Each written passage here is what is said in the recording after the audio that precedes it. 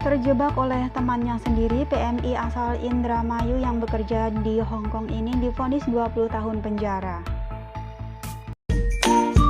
Assalamualaikum warahmatullahi wabarakatuh. Halo sahabat dunia BMI, welcome back to my channel.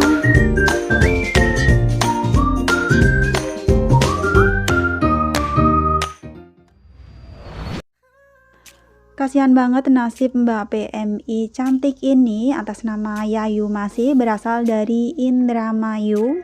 Dia divonis 20 tahun penjara karena kasus narkoba, padahal barang itu bukan punyanya, melainkan adalah milik teman sekosnya. Ceritanya, Mbak Yayu Masih ini setelah 1 tahun bekerja di rumah majikannya, dia memilih untuk menjadi kaburan ya. Dia kabur dari rumah majikannya lalu ngekos bersama temannya. Lah pas ada razia, itu di kamarnya terdapat paketan narkoba jenis heroin. Padahal itu adalah punya teman sekosnya, tapi polisi menjadikan Mbak Yayu ini sebagai tersangka, dan walaupun dalam persidangan Mbak Yayu ini tetap menyangkal dan tidak mengakui bahwa barang itu adalah punyanya, tapi hukum tetap memvonisnya 20 tahun penjara. Seorang pekerja migran Indonesia atau PMI di Hong Kong bernama Yayu Masih yang berusia 33 tahun yang merupakan warga Blok Tengah, RT 017 RW 004 Desa Sukadana, Kecamatan Tukdana, Kabupaten Indramayu, dikabarkan harus menjalani hukuman penjara 20 tahun karena kasus narkoba. Kabar tersebut disampaikan Serikat Buruh Migran Indonesia atau SBMI yang mendapatkan pengaduan dari Miska, 43 tahun, yang merupakan kakak kandung dari Yayu pada hari Minggu 9 Januari. Adik saya di Hong Kong sedang mengalami masalah terkait kasus narkoba, bahkan sudah divonis 20 tahun penjara, padahal dia itu dijebak oleh temannya yang sesama PMI asal Jawa Tengah, kata Miska kepada SBMI.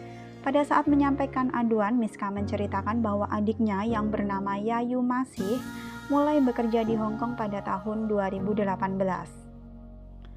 Setibanya di Hong Kong, kemudian adik saya kerja di majikannya, namun baru 1 tahun bekerja. Entah kenapa Yayu kabur dari tempat majikannya dan memilih untuk kerja di luar rumah majikan, ucap Miska. Miska mengatakan ketika Yayu keluar dari rumah majikan, terus memilih untuk tinggal di kos dan bekerja di luar, dirinya mengaku jarang berkomunikasi dengan adiknya, apalagi karena kesibukan kerja. Pada awal Desember 2019, Miska mendapatkan telepon dari nomor yang tidak dikenali yang ternyata adalah Yayu Masih yang menelepon menggunakan ponsel milik pengacaranya. Yayu menyampaikan bahwa dirinya ditangkap oleh polisi Hong Kong karena di kamar kosnya terdapat barang paketan milik temannya sesama PMI asal Jawa Tengah yang di dalamnya ada narkoba jenis heroin. Setelah adik saya ditangkap pada saat di persidangan, dia selalu tidak mengakui bahwa barang tersebut adalah miliknya, namun hakim memvonis 20 tahun penjara terhadap adik saya dan pengacaranya mengajukan banding, jelas Miska. Menurut Miska, selama 2 tahun lebih Yayu bermasalah hukum di Hong Kong, namun pihak KJRI Hong Kong belum pernah menginformasikan ke keluarga maupun ke dirinya terkait kasus yang menjerat adiknya. Dan kata adik saya, KJRI Hong Kong tahu kalau Yayu masih di penjara, bahkan sering membesuk. Namun kata adik saya, KJRI tidak bisa membantu dengan alasan ini kasus hukum, bukan kasus ketenagakerjaan dengan majikan. Atas dasar tersebut, Miska menyampaikan aduan ke SBMI dengan harapan SBMI meneruskan aduan ke pemerintah Republik Indonesia untuk membantu permasalahan hukum yang sedang dialami terhadap adiknya di Hong Kong tersebut. Karena saya tidak paham, sehingga saya menyampaikan aduan ke SBMI untuk membantu memperjuangkan adik saya yang sedang menghadapi permasalahan hukum di Hong Kong, jelas Miska. Sementara itu, Bapak Juari, Koordinator Departemen Advokasi SBMI Nasional, menyampaikan pihaknya akan mempelajari aduan dari pihak keluarga PMI terlebih dahulu sebelum diteruskan ke pemerintah. Dalam hal ini adalah Direktorat Perlindungan Warga Negara Indonesia dan Badan Hukum Indonesia, Kementerian Luar Negeri RI.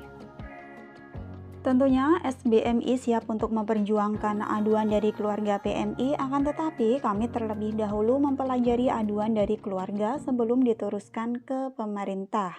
Dan SBMI juga akan mempertanyakan ke Kementerian Luar Negeri kenapa ada WNI yang bermasalah hukum di luar negeri namun pihaknya sudah 2 tahun lebih belum juga menginformasikan secara tertulis kepada pihak keluarganya, kata Bapak Juari. Kita doakan teman-teman semoga kasus dari Mbak Yayu Masih ini bisa segera terselesaikan ya, dan dalam sidang banding nanti Mbak Yayu Masih ini mendapatkan keadilan yang seadil-adilnya. Amin amin ya robbal alamin. Dalam kasus ini bisa kita ambil hikmahnya ya, supaya teman-teman jangan sampai salah pergaulan, jangan sampai salah memilih teman. Apalagi pekerja ilegal ya, jika Anda salah dalam bergaul, dalam memilih teman, bisa aja Anda terjerumus dalam hal-hal yang tidak baik seperti ya kasus narkoba seperti ini ataupun juga kasus prostitusi.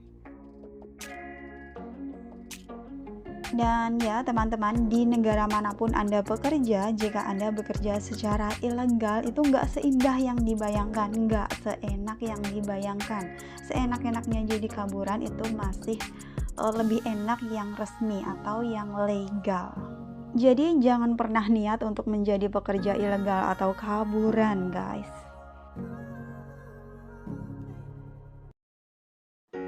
Beberapa hari yang lalu juga ada berita di Taiwan, dia juga seorang PMI kaburan, dia harus pulang ke tanah air dengan kondisi sakit dan udah lemas gitu. Katanya dia menderita kanker payudara dan udah stadium 4. PMI ini berasal dari Madiun, Jawa Timur. Mbaknya ini juga harus duduk di kursi roda terus ya, karena kondisinya emang sudah parah, bahkan berbicara pun sudah sangat kesulitan. Karena status mbaknya ini di Taiwan merupakan PMI swasta, jadi tidak bisa melakukan pengobatan di Taiwan ya sebelum ia pulang, dikarenakan jika tidak memiliki askes maka biaya operasi di Taiwan itu sangat mahal banget. Akhirnya mbaknya ini memilih untuk pulang ke tanah air ya, dan semoga nanti setelah tiba di rumah semoga bisa segera menjalani pengobatan dan bisa sembuh kembali ya buat mbaknya. Amin amin ya robbal alamin. Dan dilansir dari suara bmi.com, menurut pengakuannya ia sudah 2 tahun menjadi pekerja kaburan dan baru tahu ia menderita kanker payudara 1 bulan yang lalu. Jadi teman-teman, menjadi pekerja kaburan itu nggak seindah yang dibayangkan ya. So, jangan pernah Anda kepikiran untuk menjadi pekerja ilegal atau swasta. Thanks for watching and see you next video. Wassalamualaikum warahmatullahi wabarakatuh.